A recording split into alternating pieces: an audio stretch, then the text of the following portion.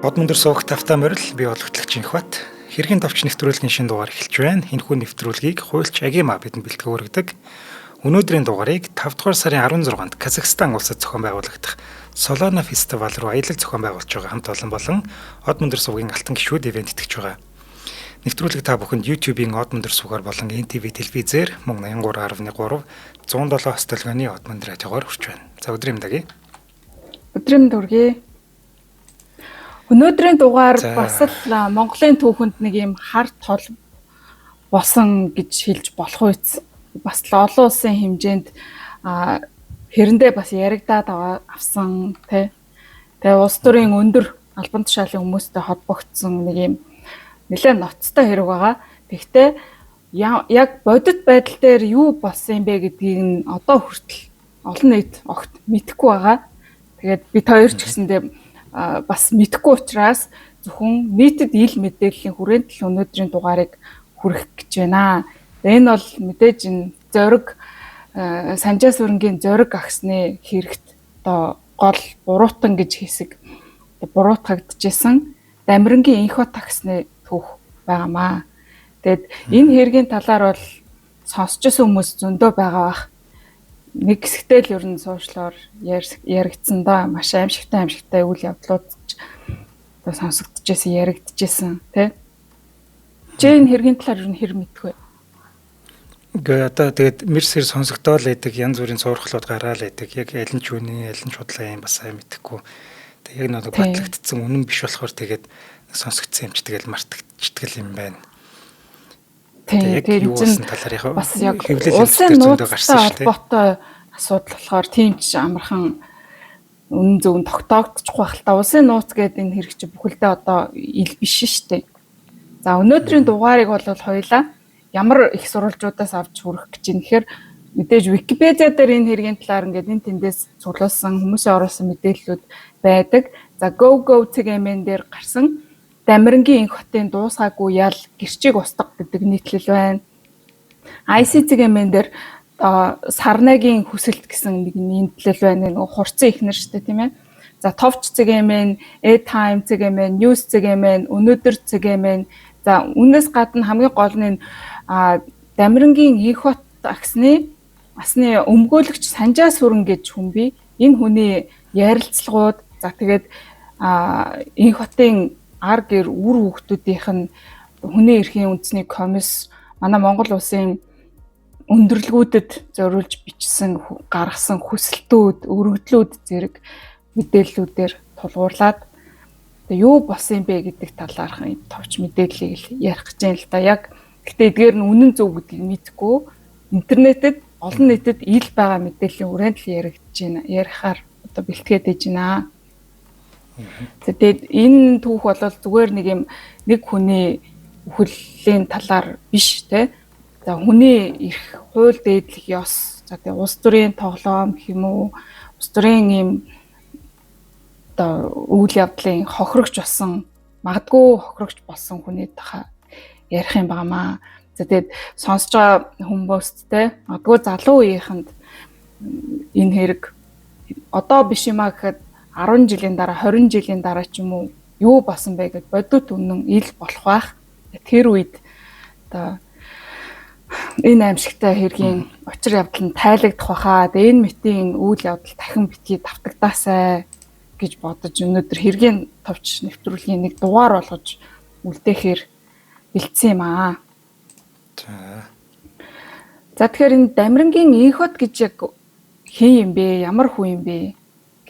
За сошиал дээр яригдсан болон энэ хэрэгт гол холбогддог одоо олон нийтийн буруутгадаг хүн бол хурц гээд тагнуулын ерхий газрын дарга асан хүн байгаа тий.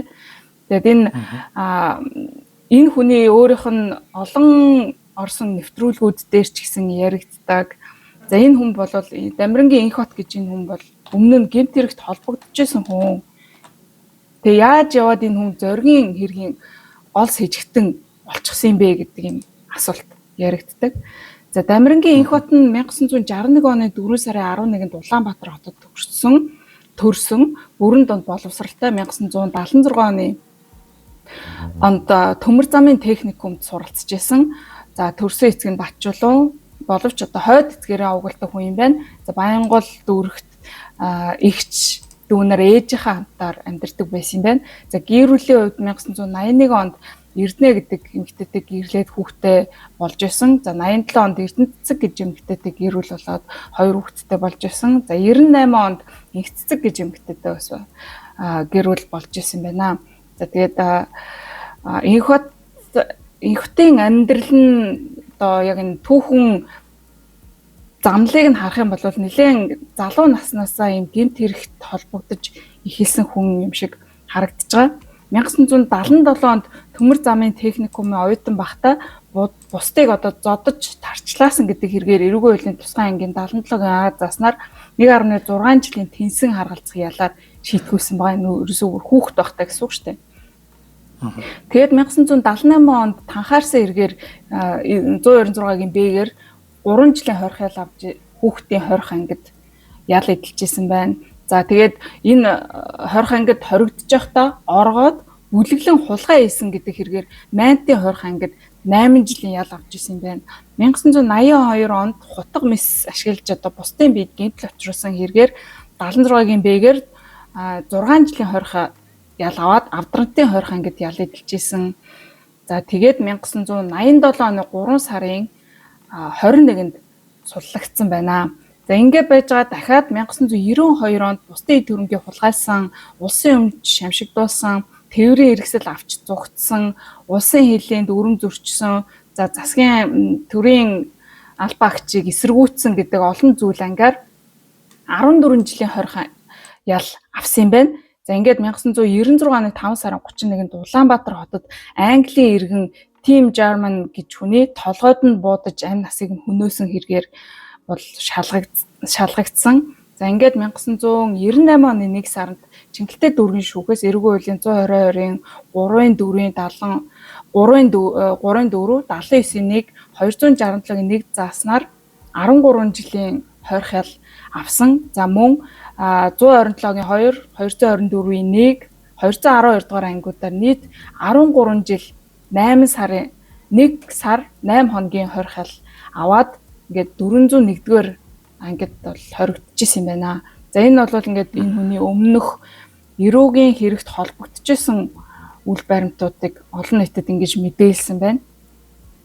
За гэхдээ 1998 оны 6 дугаар сард Багнуурын хорих ангийн дэд дарга нь тогтоол гаргаа шинжээж эмч томилж халдвар харшлын гаралтай гуурсан хоолой багтраа амьсгал зүрх судасны дутагдал нь 2-3 дугаар үедээ орсон гэдэг ийм онш тогтоогдсноор за 1-р эмнэлгийн эмчилгээ эрхэлсэн орлогч дарга их эмч гээд 3 хүний нэр байна. За энэ хүмүүсийн дүгнэлтээр 1998 оны 7 сарын 31-нд үлдсэн 12 жил 1 сарын ялаасаа чөлөөлөгдсөн юм байна. Эрүүл мэндийн шалтгааны улмаас ингээд үлдсэн ялаасаа чөлөөлөгдсөн байгаа байхгүй юу? Энд чинь 98 он гэсэн үг. За ингээд чөлөөлөгдснийхаа дараа тэрээр Монголын хилээр гараад Европ руу зугтсан гэсэн байна. За тэгээ Герман, Франц зэрэг орнуудад очиж амьдарч исэн гэсэн байна. За тэгээ 1998 оны 7 сарын 14-нд Иргэн Батуулд Даштондог нарт буу тулганд танхаарсан 10 сарын 2-нд нь Иргэн эсийг олон удаа хутгалж амийг нь хөнөөсөн хэрэгээр ингээд шалгагдах шаардлагатай байсан, хэрэг үүсгэхдээ шалгагдчихсан гэсэн бас мэдээлэл байна. За тэгээ энэ асуудлаар 2002 онд прокурорын эсэргүүцэл бичснээр Багнуур дүүргийн шүүхийн 2002 оны 9 сарын 23-ны 46 дугаар захирамжаар үлдсэн ялыг нь чанга дэглэмтэй хорих ангид эдлүүлэхээр шийдвэрлээд ингээд Иргэн их хотыг Интерполоор эрен сурвалжилж эхэлсэн юм байна. За ингээд энээс хойшоо одоо энэ хүнийг Монгол улсад авчирсан гэдэг энэ нэг кино шиг үйл явдал болдогдоо. За Францаас хулгайлж авчирсан гэж яригддаг шүү дээ, тэ. За 2003 оны 5 сарын 15-ны өдөр Францын Каен хотод амьдарч исэн их хотыг таньдаг эмэгтэй Цэрэн Пагам эсвэл бас Цэрэн Чимэд гэсэн нэр байна лээ. За ингээ ямар ч гэсэн юм нэг эмэгтэй уцтаад гэдэг уулзаж тусламж гуйх хэрэгтэй байна, туслаач гэдэг юм байдлаар холбогдсон гэж байна. За тэгээ инх бат өөрийнхөө Ford машинаар энэ эмэгтэйд туслахаар явж очих үед нь өөдөөс ингээд 4 монгол залуу гарч ирээд тэгээд инх хотыг ингээд цахилгаан бороохоогоор цохиж унгаагаад машинда чихэж оруулсан байна. За тэгээ энэ хүмүүсийг хожим ярихтаа ингээд гар утсаар заавар авч исэн гэж ярьсан байдаг. За ингээд тэр машин явсараад Бельгийн хилд ойртоход ингээд дипломат дугаар сольж зүгээд Брюссель дэх Монголын элчин сайдын яамд инх хотыг аваачсан байна. За тэндээ ухаан алдуулах тариад 5 сарын 18-ны өдөр Монгол руу Мятын онгоцон суулгаад Монголд авчирсан гэсэн ийм мэдээлэл байгаа юм. За тэгээд энэ Википедиа болон бусад энэ мэдээллүүдэд дурдсанаар энэ инх хотод энэ унтуулах тариа хийгээд за германаар дамжуулан онгоцон нууж авчирсан гэж бичигдсэн байгаа. За зарим нэг сайтуудаар орсоор дамжсан гэсэн бас мэдээлэл байгаа. За тэгээд онгоцонд ингээд хар шил зүйлгээд гарыг нь хүлээд тэг амыг нь тагалсан байдалтай авчирсан гэж инх хот өөрөө ярилцлаганда дурдсан байдаг. За тэг буян тухай нисэх онгоцны буудалд буухт нь өдөөс ингээ буу шидэмтэй хүмүүс барьж аваад илэг рүү бууны ингээ бөксөөрөнд цохиж ухаан алдуулж унгаагаад тэгээ тагнуулын газрын юм нэг подолд хорж байсан гэсэн юм мэдээлэл байгаа юм. За тэгэхээр энэ инх хот гэх хүн өөрөө амьд сэрүүн байхдаа хэвлэл мэдээлэлд нэлээд хэд удаа ярилцлагууд өгч ирсэн юм байлээ. Та бүхэн YouTube дээр хайгаад үзэх юм бол ч гэсэн энэ хүний өөрийнх нь өгж байгаа ярилцлагууд бас гарч ирнэ. За өдрийн сонины 2003 оны 7 дугаар сарын 31-ний дугаарт хэрв тэр үед кордемин хийсэн бол би өөхөх байсан гэсэн юм гарчигтай ярилцлага байна. За энд юу гэж нэхэр намайг онгоцоор ирсэн гэдгийг тогтоох шиг амархан юм байхгүй. Германаас 5 дугаар сарын 18-нд ирсэн онгоцны суудлын хамгийн ард хэсэгт би хүлээстэй сууж байсан. Надад нүдний хар шил зүйлгсэн болохоор бүх юмыг сайн харж чадахгүй байсан. Би засах газар руу явхад хүмүүс хүлээстэй намайг харсан л байх ёстой. Намайг харсан хүмүүс үнэн байдлыг хэлээч гэж хүсэж байгааг минь цааш нь дамжуулж өгөөч. Онгоцны үйлчлэгч эмэгтэй таны бие зүгээр үү гэж асуухад би маш их баярлсан. Буян тухайд онгоцон дотор орж ирсэн алдны хүн наад хүнийхээ нүрийг харуул гэхэд намайг гар дах пассворттойгоо тулгасан. Тэгээд хилийн шалганы бомбоор дамжуулахгүйгээр онгоцноос буулган тагнуулынхны машин суулгасан. Намайг тагнуулын газрын шоронд хоригдож байхад дэд урандаа Батэрдэн гэж өөрийгөө танилцуулсан хүн байцаалт авдаг байсан. Тэр хүн намайг ямар амир хувьцаа хүлээж байна гэж бодож байна. Чамайг ямар амир хувьцаа хүлээж байна гэж бодож байна.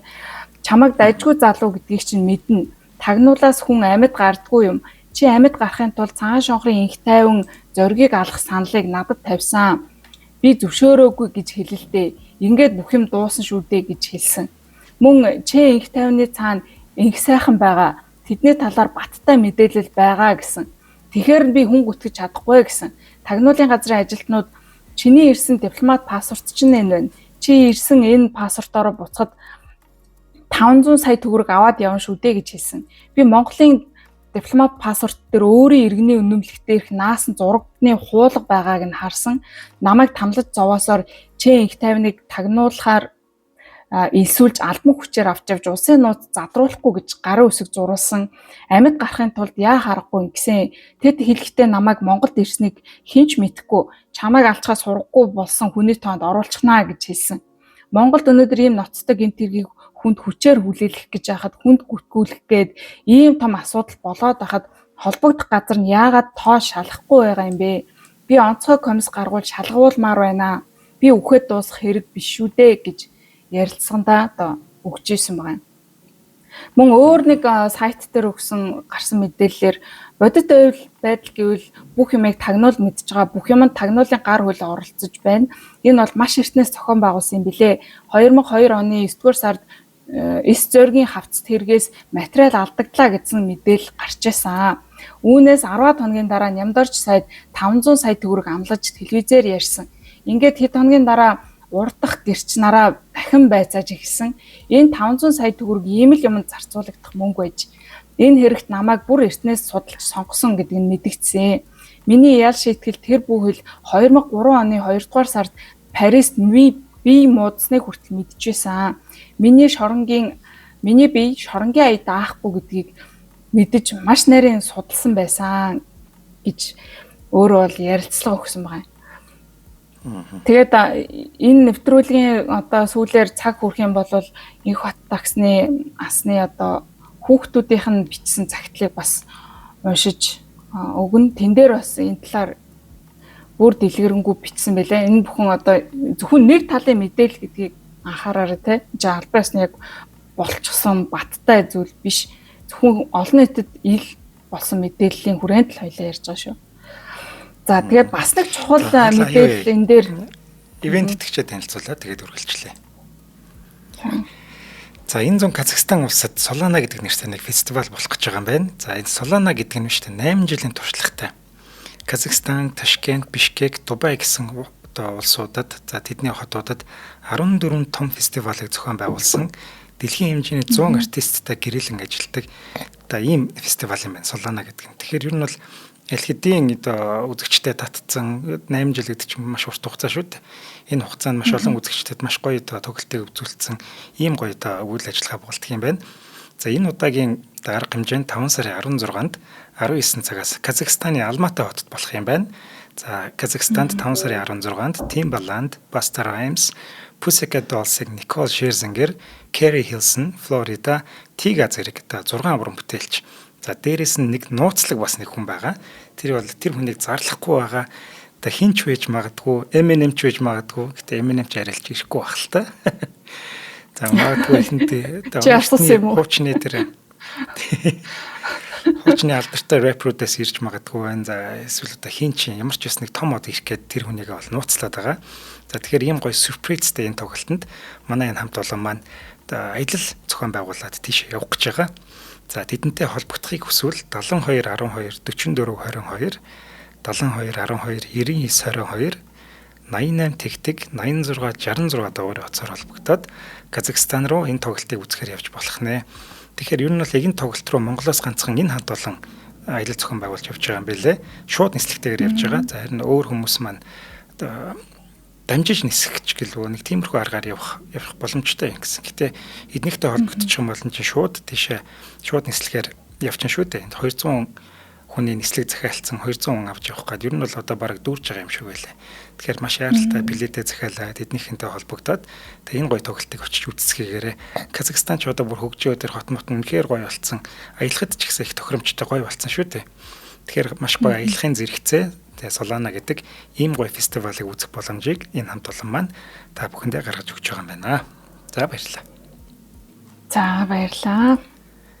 За энэ хэрэг дээр одоо өмгөөлөгч Энх хотын өмгөөлөгч Санжаа Сүрэн гэж хүмүүний нэр байнга гарч ирдэг. За энэ хүн бол Энх хотын хэрэг дээр одоо өмгөөлөгчөөр ажиллаж байсан өөрөө бол хурандаа цолтой ийм хууль хүчний байгууллагт ажиллаж байсан ийм хүн байдаг.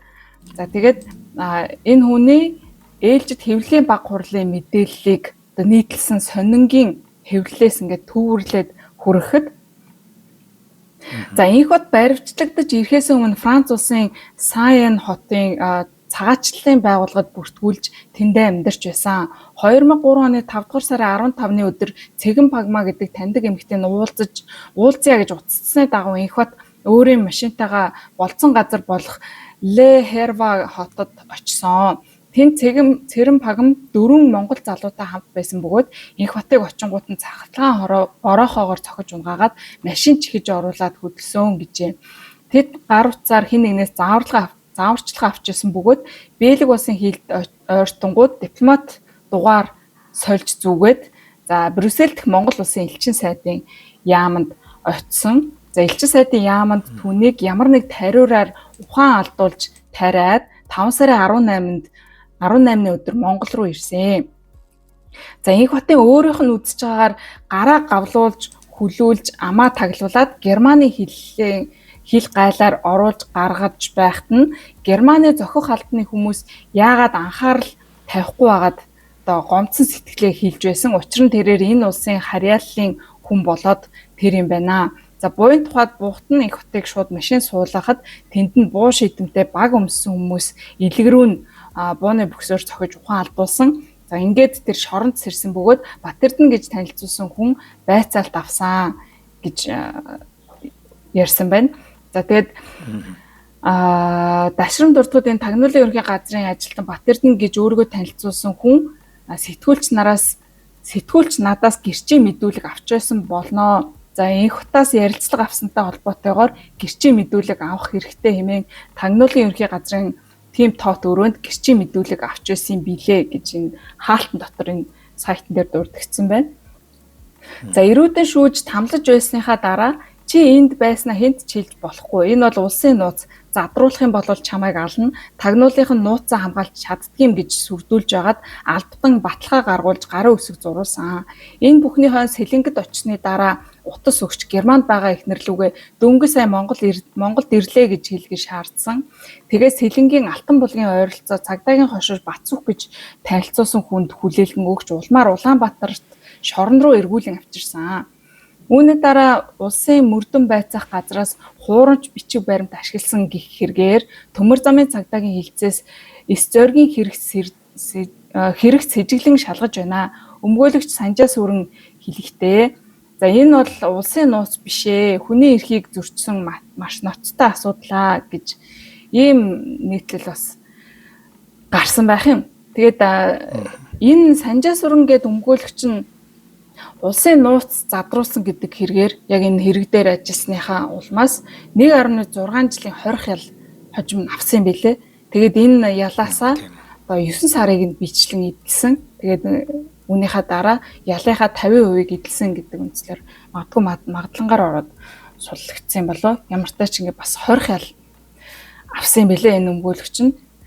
Уул нь бол харах юм бол энх хотын байр суурийг хамгаалж ихэд дуу хоолойгоо өргөж их л идэвхтэй ажиллаж байсан хүн байна лээ. За тэгээд албан ёсны цагдаагийн ерөнхий газрын байр суурь ямар байсан бэ гэхээр за 2003 оны 7 сард цагдаагийн ерөнхий газрын хэвлэл мэдээллийн албанаас олон нийтэд гаргасан албан мэдээлэл нь юу гэж юм гэхээр за Энх хот нь ял эдэлж байх үедээ 1998 оны 7 дугаар сарын 31-нд эмч нарын зөвлөгөөний дүгнэлт гаргуулan 20 ангиас суллагдсан байна. Гэтэл энэхүү дүгнэлт нь санаатаа гаргасан худал дүгнэлт болох нь цагдаагийн мөрдөн байцаалтын явцад илэрч Монгол улсын прокурорын дүгнэлт гарч нийслэлийн шүүхийн 2002 оны 5 дугаар сарын 30-ны өдрийн 41-нд тоот тогтоолоор Энх хотыг чанга дэглэмд эдлээгүй үлдсэн 12 жил 1 сар 8 хоногийн хорих ялыг үргэлжлүүлэн эдлүүлэхээр тогтоожээ. За шүүхээс энх хотыг эрен сурвалжлалж олж баривчлахыг даалгасны дагуу олон улсын хууль хяналтын байгууллагын тусламжтайгаар эрен сурвалжилж 2003 оны 5 дугаар сарын 25-ны өдөр гадаадаас баривчлан авчирч одоо холбогдох асуудлыг шалгаж ялыг нь эдлүүлж байгаа юм аа. За ялтан энх хотыг гадаадаас баривчлан авчирсан үйл ажиллагаанд хууль зөрчсөн уг хүний эрх эрхчлөөнд халдсан ямар нэгэн үйлдэл байхгүй гэдгийг албан ёсоор мэдэгдэж байна гэд энэ цагдаагийн ерөнхий газрын хэвлэл мэдээллийн албанаас энэ мэдээлэл тухайдаа гаргаж байж. За гэтэл энэ дээр одоо энд мэдээлэл дээр яригдаа 5 сарын 25-ны өдөр гадаадаас авчирсан гэд яриад байгааз. Гэтэл одоо асуудалтай юм нь одоо хүмүүс яагаад энийг ингээд зориуд улс төрийн зорилгоор ч гэдэг юм уу энэ хүнийг ингэсэн гэж яригадаад сэжиглээд байгаа вэ гэхээр энх хотын өөрийнх нь хэлж байгаагаар 5 сарын 18-нд Монголд ирсэн гэдэг юм. Тэгээд энэ хил гайлын одоо хилийн цэргийн бүртгэлд бас ерөөсөө 5 сарын 18-ны онгоцонд энх хот ирсэн гэдэг юм мэдээлэл ерөөсөө байдгүй гинэ. Тэгээд энэ дипломат паспорт ашиглаж Монгол улсын хилээр орж ирсэн гэдэг юм. Тэгэхээр энд ингээд нэг ойлгомжгүй юмнууд байгаад байгааз. Тэгээд дипломат паспорттайгаар Франц, Бэлэг, Германы хэл одоо дамнуулаад энэ хүнийг авчирсан байгаа байхгүй ингээд гар хөлийг нь хүлээтэй байдлаар. Тийм. Уг нь чинь тэгээд энэ Европод гадаад улсаас хүн авчирж байгаа. Тэгэхээр эн чинь хуулийн дагуу бол дипломат паспорттай байна гэдэг чинь хууль зөрчих гэж зориуд тийм паспорт гаргасан байна.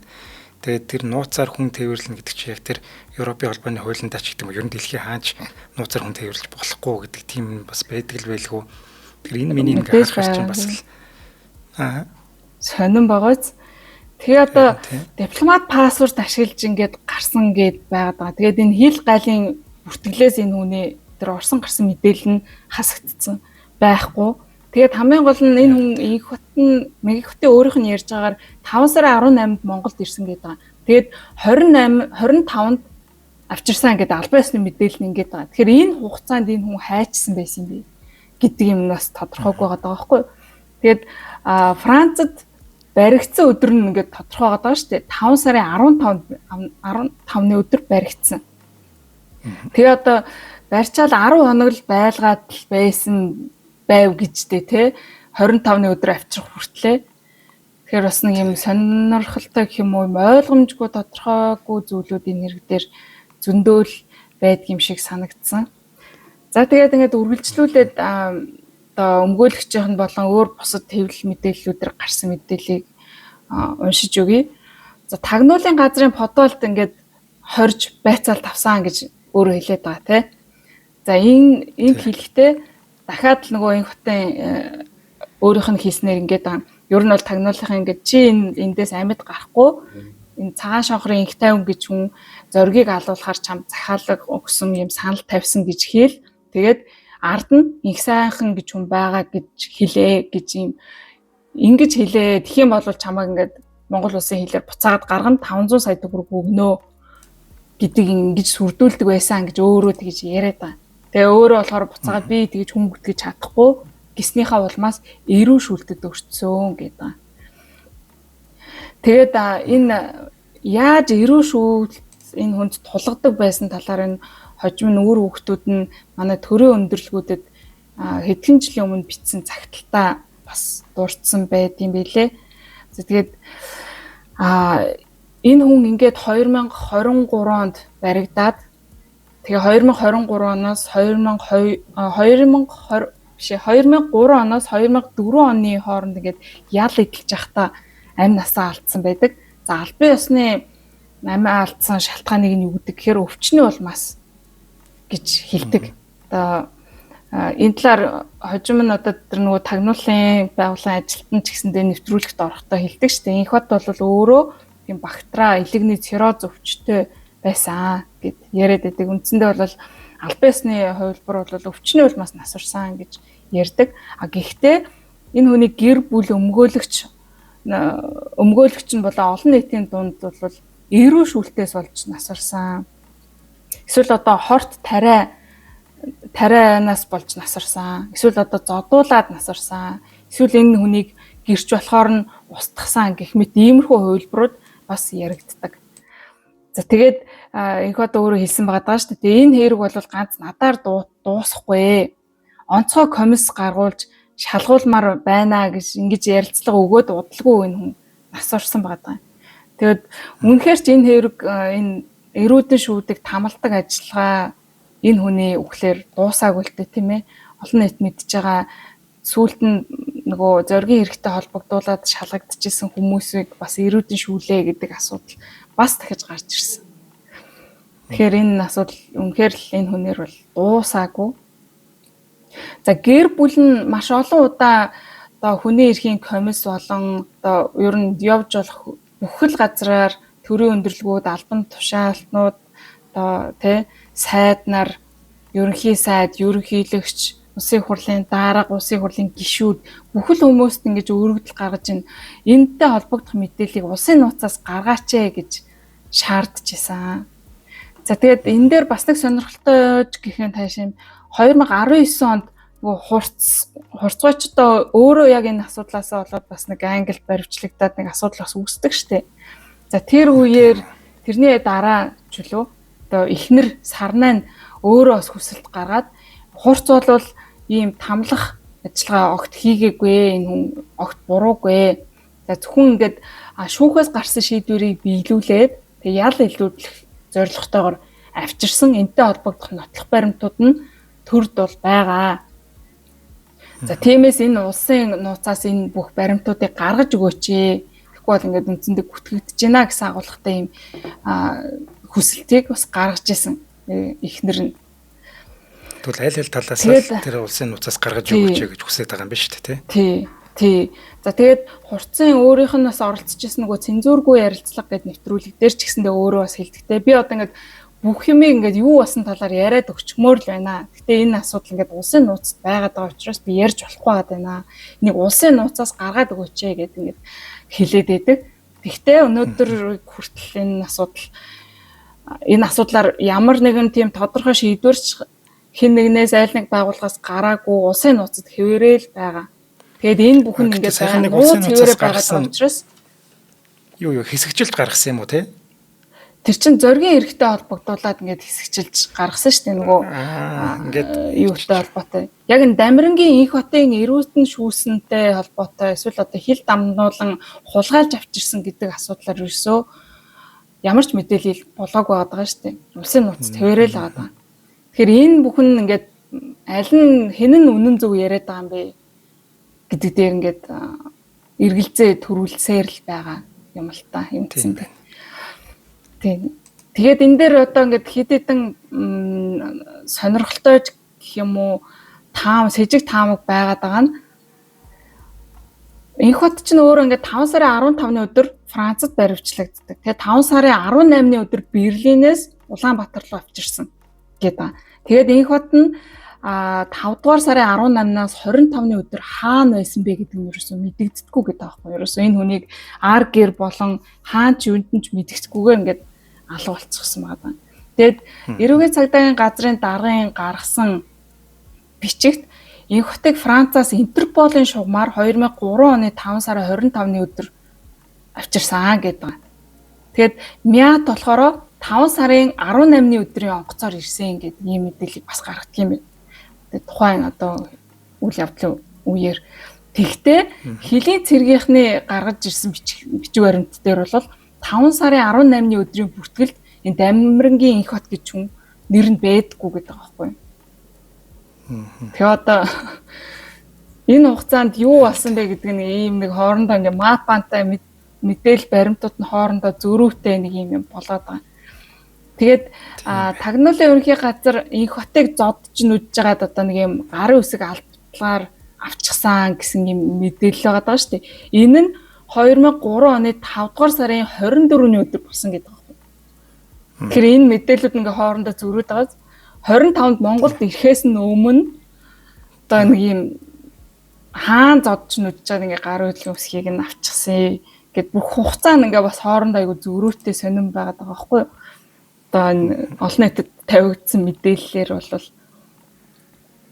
тэгээд за инх хотыг ингээд нөгөө ял завшаад хуурамч бичиг баримт бүрдүүлээд эрүүл мэндийн ингээм хуурамч худлаа дүгнэлт энэ гаргуулж байгаа. Тэгээд ингээд гадагшаа оргон зайлцсан гэд үзээд байгаа шүү дээ, тэ. Тэгэхээр энийг нь үнэн гэж санья.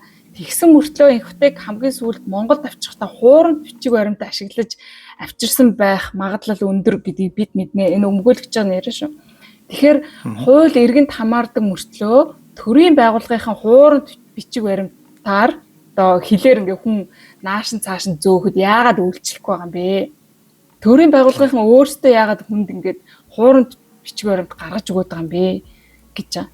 Тэгээ 2003 оны 5 дугаар сарын 15-ны өдөр эрүүл сар бол биетэй ингээд баригдсан болов 6 дугаар сарын 14-ний хавцаа буюу одоо энэ санжаасүр өмгөөлөгчийг энэ хэрэг дээр ажиллаж эхлэх үеэр биеийн байдал нь бүр эрүүл мэндийн байдал бүр асард орцсон байсан гэж. Тэгэхээр энэ хугацаанд энэ хүнд юу болвоо гэдэг дээр л ингээд өмгөөлөгч нь ар гэрийнхэн энэ бүхэн ингээд одоо эргэлзэж таамаглаж янз бүрийн асуудлыг дэвшүүлээд байгаа байхгүй. Тэгээд энэ асуудал дээр түрүүнд ярьсан гэр бүлийнхнаас нь гадна бас улсын хурлын гишүүд нэр бүхий хүмүүс ч гэсэндээ бас энэ асуудлыг хилмигдүүлэлт гэж үзээд юм нээлттэй сонсцгол тухайн үедээ шаардж исэн. Шаардаад л байсан байгаа хэвлэл мэдээлэл одоо энэ тавигдсан. Тэгээ ерөөсөө энэ асуудал дээр бас огт шийдвэр гаргадаггүй. Одоо ч гэсэн гаргадаггүй. Тэгэхээр бас их сонирхолтой байгаа байхгүй.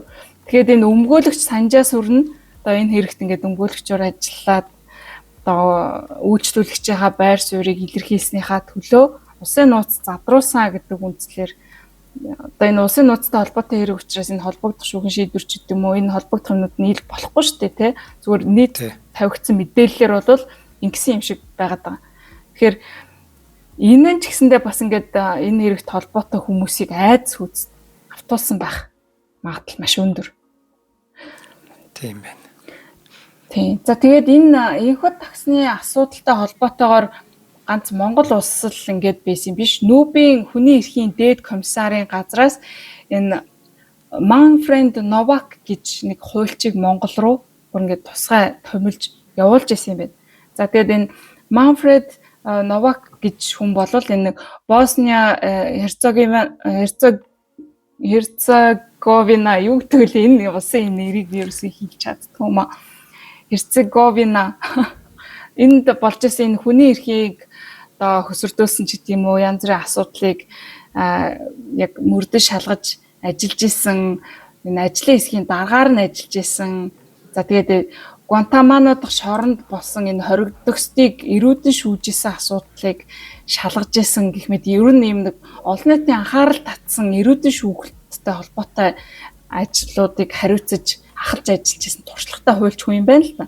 Тэгээд энэ хүн Монголд бүр ирээд өстой уулзаагүй хүн байхгүй шахам юм байна. Ер нь бол. Тэгэл ерөнхийлөгч тухайн үед байсан баг банд те. Тэгэл яамдын одоо сайднаар албан тушаалтнууд, прокурор, шүүх, цагдаагийн удирдлагууд, одоо хүний эрхийн газрын ажилтнууд, улсын хурлын гишүүд, гадаад улсуудын элчин сайд нар за тэгээд энэ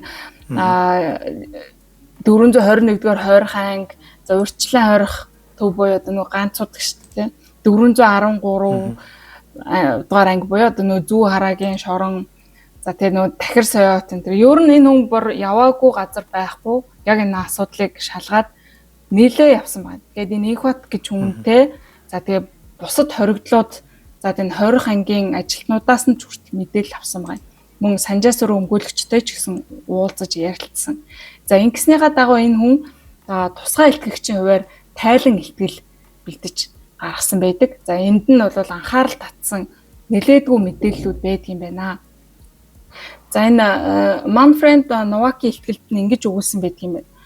За 2003 оны 5 дугаар сарын 15-ны орчимд Франц улсаас орогнол хүсэж байсан Инхбатыг Парисын нэгэн рестораны өмнө тагнуулын ерхийн газрын хэсэг ажилтан барьж авч зодоод элчингийн машин суулгаж биелэгдэх элчин сайдын яамаар дамжуулаад Герман улсын элчин сайдын яамны байранд хүргэсэн юм байна.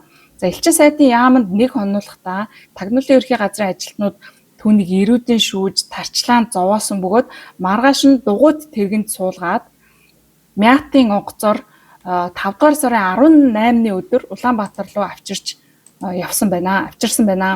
За Монгол улсын хилээр нэвтрэн орсон тэмдэглэгээ хийгдээгүй бөгөөд хотын гаднах нууц байранд хоржээ.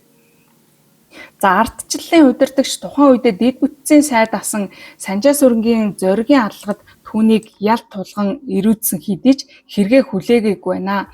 5 дугаар сарын 24-нд түүнийг тагнуулын ерөнхий газрын мэдээлэгч гэж бүртгэнгүүтээ 5 дугаар сарын 25-нд хилээр нэвтрэн орсон гэх мэтээр цагдаагийн газраар одоо мэдээлэл өгжээ. За олон цагаар сандал дээр суулгах, буугаар илгэн тус газар нь балбах, хуурамчаар цаазаар авах зэрэг юм одоо арга хэрэглэж тарчлааж байжээ гэсэн юм мэдээлэлүүд байгаа. За тэгээд бас нэг хэсэг нь 2005 оны 6 дугаар сарын 7-нд тусгай илтгэгч зүүн хараагийн 0413 дугаар чанга дэглэмтэй ойрхон ангид төрийн нууц задруулсан хэрэгт 3 жилийн ял эдэлж буй Инхбаттай уулзсан. Хүний амийг санаатаагаар хороосон хэргийг угаас худал байсан тодорхой байсан учраас хэргийг нь хэрэгсэхгүй болгосон байна. Уулзалтын үеэр хөндлөнгийн эмчийн үзлэг оруулахад амьсгал нь хүнд, шээсэн цустай, чичрэх зэрэг шинж тэмдэг илэрч байсан биеийн байдал тааруухан байгаа болохыг илтгэж байна. Ийм диаралтай эмнэлгийн тусламж шаардлагатай байна. Зайсан дах хорих ангид шилжсэн хэдий ч дорвитой эмчилгээ авалгүй эрс муудаж байгаа тул одоо эрүүл мэндийн байдлыг нь саргалзан буцаасан байваа гэх мэтчлэн ийм тайландаа дурдсан байдгийн байна. Тэгэхээр үндсэндээ бол энэ хүний тайланд яалтчгүй эрүүдэн шүүлт байсан байна гэдгийг дурдаад дүгнчихсэн байгаа юм. За ийм үйл явдал үнэхээр босон бол маш аимшигтай тий. За тэгээд тойлоо үлдсэн жаахан хугацаанд Инхбат таксны хүүхдүүд нь төрийн өндөрлгүүдэд гаргасан энэ өргөдлийг нь товчхон одоо хэсэгчлэн уншаад танилцуулчих гэж бодож байна. Энэ өргөдөл нь өөрөө бараг 20 гаруй хуудастай маш дэлгэрэнгүй бичигдсэн байсан. Та бүхэн хэрвээ сонирхож байвал бас интернетээр хайж болоод уншиж болох юм. Энэ 2022 оны 12 сарын 28-ны өдөр News.cm дээр нийтлэгдсэн нийтлэл байгаа. За төр нийгмийн нэр зүтгэлтэн зориг агсны амь насыг хөнөөсөн хэрэгт сэжигтнэр татагдаж улмаар амь насаа алдсан Дамирангийн инх хотын хүүхдүүд Монгол улсын ерөнхийлөгч Хүрэл Сүх, ерөнхий сайд Оюун Эрдэнэ улсын хурлын дарга Зандан Шатар нарт хандан өргөдөл гаргажээ гэсэн байна. Одоо тэгээд хүүхдүүд нь Золбоо баяр гэж хоёр одоо өөр хүүхдүүд нь ингэж бичсэн байна. Монгол улсад төр засаг хууль гэж байдгийн бол аавыг нь Франц улсаас хууль бусаар байрвчлан эрүүдэн шүүж амийг нь хөнөөсөн хэргийг улсын нууцаас гаргаж жинхэнэ захиалагчийг нь илрүүлж гардан гүйцэтгсэн хүмүүсийг шудраг шүүх хуулийн дагуу шийтгэл оногдуулж ард нь үлдсэн хань үр хүүхэд бидний 18 жилийн хүлээлт гомдлыг барагдуулж шийдвэрлэж өгнө үү гэсэн байна. За одоогоос 18 жилийн өмнө биднийг бага байхад хайр таав Дамирангийн инх хот руу тухайн үед за Франц улсад амьдарч байсан Цэрэн Чимэд гэх эмэгтэй энэ дээр ингээд дахиад нэр нь ингээд өөрлөд байгаа. Гэх эмэгтэй уцаар ярьж тантай уулзаж ингээд тусламж гуйх хэрэгтэй байна гэхээр аав маань юу ч бодлого хүний нутагтайгаа монгол хүндээ туслахаар халуун сэтгэл өвөрлөн тоолсон газарт нь очиход за ингээд нөгөө төрөөний хэсгийн юмнууд л яг дахиад өгүүлбэрээр давтагдаж байна дөө.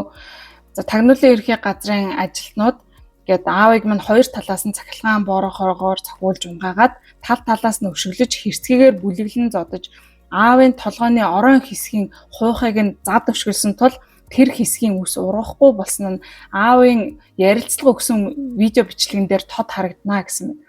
Ингээд машин чихэж шингэн зүйсээр байнга тарж ухаан алдуулаад Бэлэг, Франц, Герман улсуудын нутгаар зөөвөрлөн явхдаа тэдгээр улсуудад байдаг Монгол улсын элчин сайдын яамдууд болон консулын газруудын байрнуудаар дамжуулан тамлаж одоо яргалж дипломат дугаартай машинууд ажилчдыг ашиглаад одоо хуурамч дипломат паспортоор хулгайгаар хил давуулан Мятны онгоцоор Монголд аваачсан үлдэн Монгол улсын үндсэн хууль болон бусад хуулиуд за Европын холбооны хэд хэдэн улсуудын хууль тогтоомжууд, нүүбийн холбогдох шийдвэрүүд, олон улсын конвенцуудыг зөрчсөн хууль бус балмад үйл ажиллагаа бөгөөд Монголын тагнуулын ерхий газар нь Европын улсуудаас сууж байсан элчин сайдын яамдууд консулын газартайгаа хамтарч Европын холбооны улсуудын нутаг дэвсгэрт хүн хулгайлах, барьцаалах, тамлах, террорист үйл ажиллагаа явуулж Монгол улсын нэр хүндийг олон улсын тавцан дунгааж одоо ингээд Монгол улсын гадаад харилцаанд засаж бошгүй хэв суулгаж байна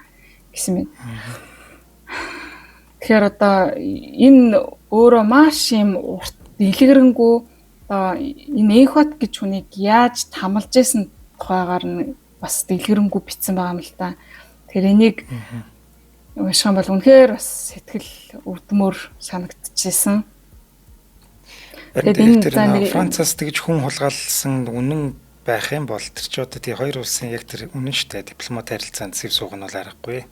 Манай улсын хууль дүрмийг бид нэр нүдэнд ор зөрчөөд ингээд гараа явчихна. Бүр улсынх нь тагнуулын байгууллага шүү дээ. Ингээд гараа явчихна гэдэг чинь одоо хинж гайх нь үсттэй юм ч. Тэгээ одоо энэ тамалсан гэдэг байгаа хэсгүүдийг эндээс нь за ингээд жогоон хэсгийг уншаад өгөх юм бол аавын нүүрлүү хоёр хүчтэй прожектороор олон цагаар шарахад нүүр биеийн түлэгдэж байгаа мэт болон хөлс нь гожиж дотор нь бачимдаад амьсгалахад маш хэцүү байсан бөгөөд мөн жижиг тавцантай догонцдог 3 урт хөлтэй сандал дээр удаан суулгахад хөл нь газар хүрэхгүй тул 2 гуйн тасрах мэт өвддөг. За сандлын хөл нь догонцдог тул тэнцвэрээ олох гэж хамаг биеэ чангалсаар байгаад хүч тамираа бардаг байсан ба өөрийн ирэхгүй тэсэхгүй болоод сандлаас унахаар нь хоёр талаас нь өшгчин суугдаж өргөөд одоо аавын хоёр гарыг ард нь гавлсан байсан гэж.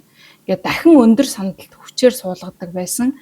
За аав маань тэднээс та нар миний гэдэс илэг рүү битгий цохооч. Би илэгний циррозтой учраас миний гэдэс ийм том болсон байгааг та нар харж байгаа үсттэй. Өөр газар зодооч би үхэн шүү дээ гэж гуйсаар байхад одоо тэдгээр хүмүүс чамааг хэрэгээ хүлээтэл илэг рүү чин цохино. Хэрэгээ хүлээхгүй бол үхэн үз чамааг Германаас авч ирснийг чинь хинч мэдэхгүй гэж байнга илэг рүү нь автомат бууны хошуугаар цохиж өшгөлдөг байсан. Өдөржин ээлжилж яргалж тамлаад шөнө нь өндөр сандал дээр суулгаад унтуулдаггүй байсан. За өөрөө ирэхгүй дуг хийхээр нь гизрүүн цохиж сэрээдэг байсан гэх мэтээр ингээд хүний санаанд ормооргүй зэрлэгээр яргалж тамладаг байсан тухай ярьдаг байсан нь одоо хүртэл бидний санаа бодлоос салтгүй маа гэж амар юм би. Зүгээр хэлэгч үг алга да. Үнэхээр ийм юм болсон бол тийм ээ. Одоо нууцд байгаа одоо юм их одоо яаж ч мэдгүй гэхдээ хэрвээ үнэн байх юм бол ч хүний яснаас гажуудал юм болж байна даа. Тий. Бид ч одоо хүнлэг энэрэнгүй нийгэм бүтээх гээд бүгдээрээ л зорцгоо байгаа ухаантай шүү дээ. Дэлхийд даяараа. Гэтэл зарим нэг ингээд ялангуяа төрийн байгууллагууд нь улсын байгууллагуудын юм байдалтай байна гэдэг бол хэцүү санагдчих. Тий. Аимшигтай л санагдчих. Тэгэхээр гэж яаж амьдрах юм болж байна. Аимшигтай. Тэгээ үнэхээр ийм юм босно нь хэрвээ үнэн бол одоо тэгээ дээрэс нь энэ талаар хинч ямар ч арга хэмжээ авдаггүй. Одоо хинч хариуцлага хүлээгээгүй. Тэгэхээр ийм байгаа юм чинь өөр хинч бас дараа нь ийм асуудал ороо үлээ тий. Тэгэд яг энэ асуудлаар одоо нөгөө нэг Тэгээ хоёр талаас хоёулангаас нь нууцаас гаргаач гэдэг хүсэл тавиад байгаа нь бас сонирхолтой санагдаад байна л да. Магадгүй зарим нэг нь хизээч одоо нууцаас гарахгүй гэдгийг мэдж байгаа учраас худлааж үжиглээд байгаа ч юм уу ч гэж бодогдож байна. Тий. Тэгээ ер нь бол нууцаас гартлан тэгээд хоёулаа нэг иймэрхүү байдалтай л таамагласан байдалтай л одоо бодож явах нь тийм ээ. Тий. Тэгээд нөгөө хоёулаа өмнөх дугаар дээр ярьсан шүү дээ нөө цагаан шонгорын инх тайван гэж хүн шоронд байхдаа баахан загтал ингээд бичсэн байдгаа гэд тэ. Тэр загтлуудын талаар энэ дээр бас нэг юм жоохон дурдсан байдгийм лээ. Энэ хүн инх тайван гэж хүн 2004 оны 6 сарын 24-ний өдөр Авдрантын шоронгоос бичсэн загталтаа. Зориг агсны хүнөөс ирэхэд инх хотыг золиослох гэж оролдоод баригдлаа. Одоо ичсэн хүн ална гэхчээр инх хотыг өвчнөөр нь өхүүлэх гэж байна гэж бичиж байсан.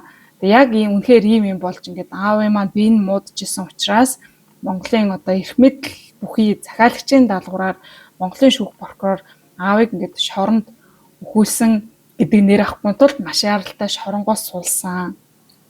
За тэгээ суллагдсныхан дараа одоо эмнэлэгт эмчлүүлжсэн боловч 60 орчим хоногийн дараа эмнэлэгт цусаараа ингээд илгээрээ бөөлжөөд нас ороход одоо ээж бид нар болон аавын найз инх тайван инх түшин ах нар бид бүгдээрээ байсан да гэж ярьсан байна.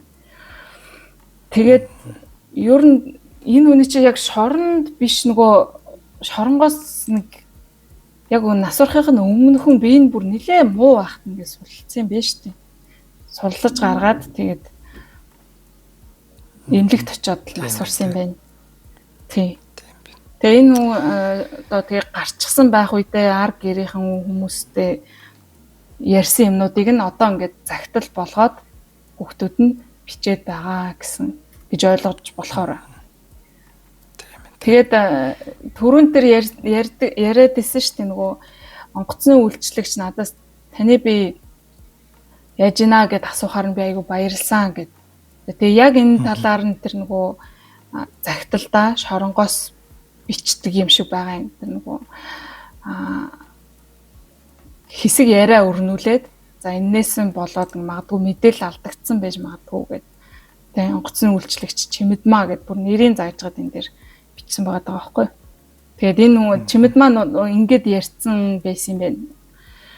Одоо аавыг Германаас онгоцоор Монголд авч ирэхэд тэр нислэгийн онгоцны үйлчлэгч Чимэдмаа онгоцны арын суудалд нэг ядруухан хүн сууж ирсэн. Хамт явсан хүмүүс нь надаас нэг удаагийн хутга гуйж аваад хөлсөн скотчийг нь тасалсан гэж мэдүүлэг өгч бид авчраагүй онгоцоорч ирээгүй гэж мэдэгдэж байсан. Тагнуулын ерхий газрыг илчилснээс хойш удалгүй тэр эмэгтэй одоо нөхөр Батэртнийхэн хамт гэрээсээ хотын төв рүү явж явах үедээ өндөр эрг гэж 7 буудлын орчим дээрээс машинтайгаа нисэж ослоор нас орсон гэж байгаа байхгүй.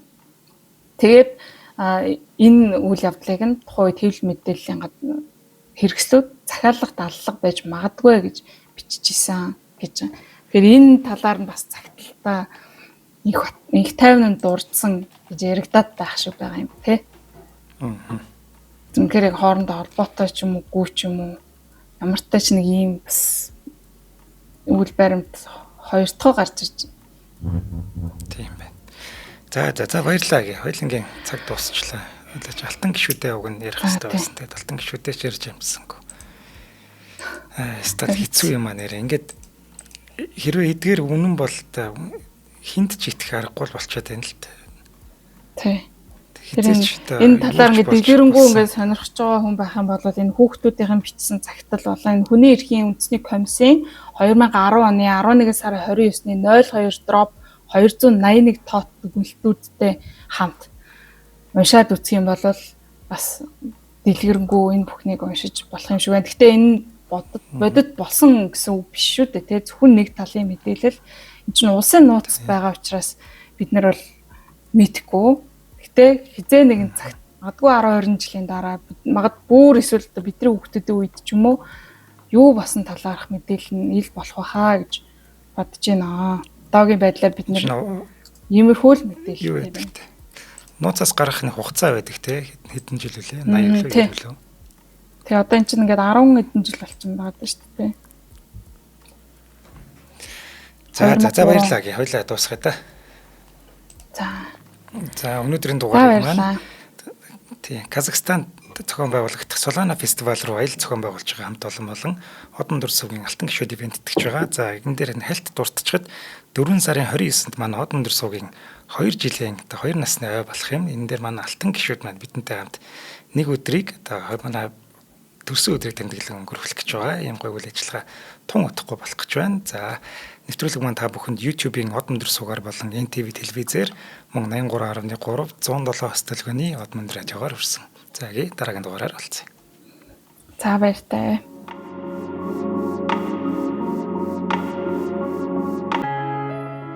Нэвтрүүлгийг хүлээн авсан Нарны аймгийн монголчуудтай баярлалаа. Одон дурсууг нь энэ мэдчлэн таны мэдхүйн мянган нэвтрүүлгийг 2026 оны 7 сарын 1 хүртэл та бүхэндээ хүргэх юм. Их хэлээрээ шинжлэх ухаан танин мэдхүйг түгээхийн үлсэд нэгтгэх хүсвэл та бидэнд хандив өгөх боломжтой. Жилдээ ганцхан удаа 100,000 төгрөгөөр биднийг дэмжснээр шинжлэх ухаан танин мэдхүйг түгээх энэ үйл хэрэг амжилттай үргэлжлэх юм. Од мөндөр нэр дээрх Удаа өвчлийн банкны дансага 4191 тэг 4518. Та 100,000 төгрөгөөр шилжүүлэхдээ гүйлгийн утга дээр нь өөрийн нэр болон утасны дугаараа заавал бичээрэй. 100,000 төгрөг хандалснаар Од мөндөр сувгийн алтан гишүүн болох юм а. Шинжлэх ухаан танин мэдхгүй Монголд ялах болтугай.